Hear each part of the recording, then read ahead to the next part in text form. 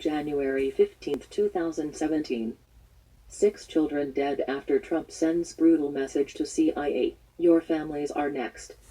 A truly grim Foreign Intelligence Service, SVR, urgent alarm bulletin circulating in the Kremlin today is reporting that on 12 January, at 037-4 GMT, 12:37 M/US East Coast, Cosmos 2515, spy satellite, detected the electronic signature of a directed energy weapon, DO, being used, fired in the northeastern environs of Baltimore, Maryland, immediately after which American news reports said that the home of a top U.S. government intelligence operative named Katie Malone, who works for U.S. Democratic Party Representative Elijah Cummings, had exploded into flames, killing at least 6 of her children.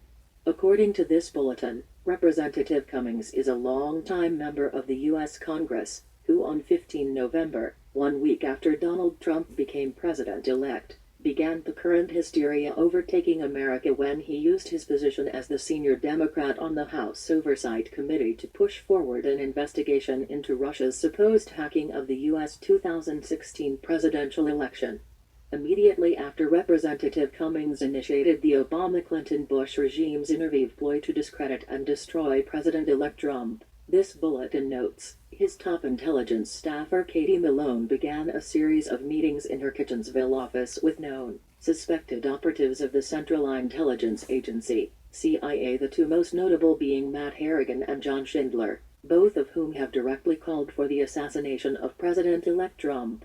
The terms interventive ploy, this bulletin explains, refers to a common tactic used to destroy any Western government trying to make peace with Russia that was first utilized by Britain's secret intelligence service, MI6, in 1920. Loved ones. And we're learning more tonight about this family. They've got Baltimore roots here. Well, let's go right back out now, live to ABC 2 News' Jeff Hager at the scene with more on that story. Jeff? Well, Jamie, the children range in age from 9 months old to 11 years old, and we're told that their father was at work at the time of the fire. Apparently, the father worked at night, the mother during the day because of so many children and trying to save on child care expenses. Learning from Congressman Elijah Cummings that their mother works out of his Catonsville office. One of my employees, Katie Malone, who has been with my office for 11 years, experienced a fire. And sadly, 6 of her 9 children perished. It's a very difficult time for our office. And Katie is going to be okay. I talked to her husband at length today.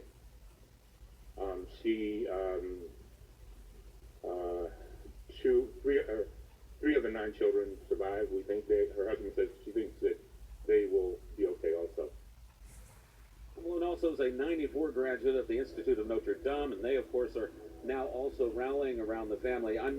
Officials say the vicious flames caused the 2nd and 3rd floors to collapse and even melted a car on the street. Out here today, they brought in some heavy equipment, which is all grown silent now. I'm going to let my videographer, Fred Slade, push in on the scene as we see it right now. There was a quiet hush throughout the day as people surrounding this scene considered the depth of a tragedy that could only be measured in children's lives. The fire ripped through a home filled with children. By mid-morning, firefighters were stepping around their toys strewn about the backyard where neighbors often saw them at play. They're always in the yard, they're always playing.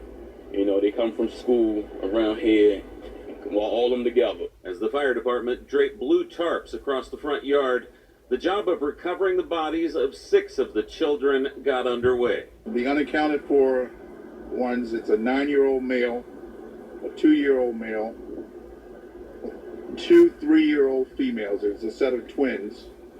I have a 10-year-old female and an 11-year-old female. It was a 9-month. I'm sorry, it was a 9-month, not 9, thank you, ma'am. The children pictured here who tried to reach them but was pushed back by the intense heat of the flames that consumed the home. And just the kids was yelling, that hurt me so bad.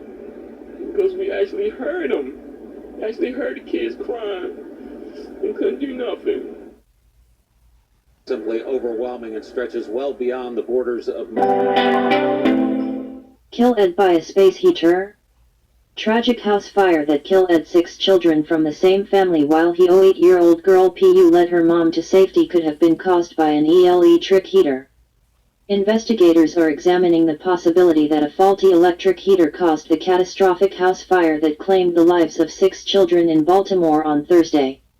While they have admitted it is too early to say, fire chiefs have said that the inferno could have been started by a simple space heater used to keep the chilling winter weather at bay. Police and fire services have said the home did have a space heater in it, but also said it is not known if that contributed to the blaze. This tragic news comes as pictures of the children were released, along with images of their heroic 8-year-old sister who managed to rescue 2 of her younger siblings and her mother. Heartbroken relatives shared images of the children on social media, while also identifying the 3 survivors. One of the many photographs posted showed all 9 children together on a porch outside a home. It is not clear whether it was the same home in Baltimore that burned down on Thursday. A relative said Erin was able to save her younger brother, Jack, and younger sister, Jane. The names of the other children have not yet been released. A GoFundMe page. Family gone. This is the home the Malone shared together, 9 kids and both parents, the remainder of its shell being torn down. New images of the family after Houston tragedy, the moms of murdered sons lit candles here in vigil tonight. I feel like those are my kids that passed away. You look at the home and you see what's left of it. What do you feel? I feel very sad. I don't really want to look at it. Theirs is the latest tribute among many more. At the Pane Vino restaurant in Little Italy, plans for a Sunday fundraiser are set. Co-owner Gia Fracassetti went to the same highway, was joined by another. I know most of all, the devil in this room is concerned, is compassion. In the state Senate chamber today, lawmakers united in prayer. Emotions overcoming Senator Nathaniel McFadden. The fire was in his district. Everything for the family, and I ask that our privacy be respected at this time.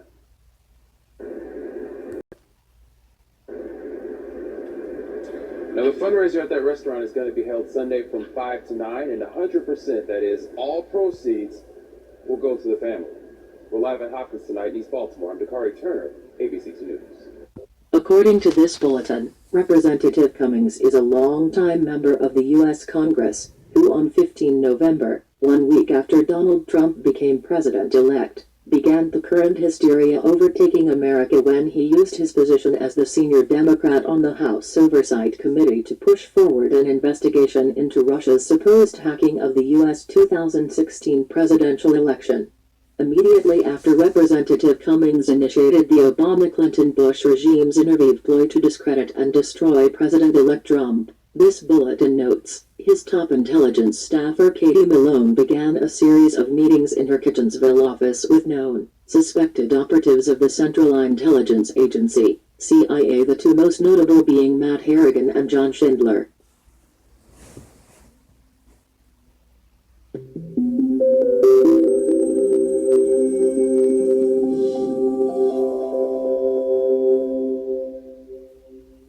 Morning, Mr. Chairman, members of the committee.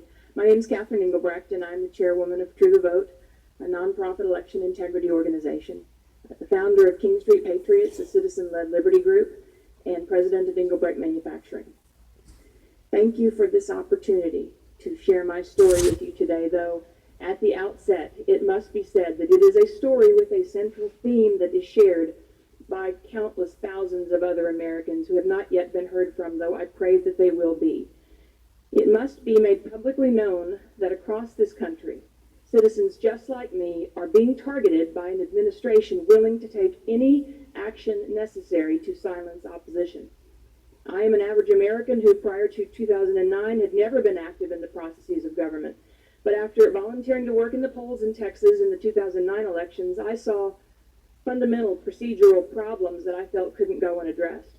So I started True the Vote, an organization that grew into a national movement to ensure that every American voter has an opportunity to participate in elections that are free and fair. My life before I got involved and spoke out for good government stands in stark contrast to the life I now lead. As a wife, a mother, a small businesswoman working with my husband, raising our children and participating in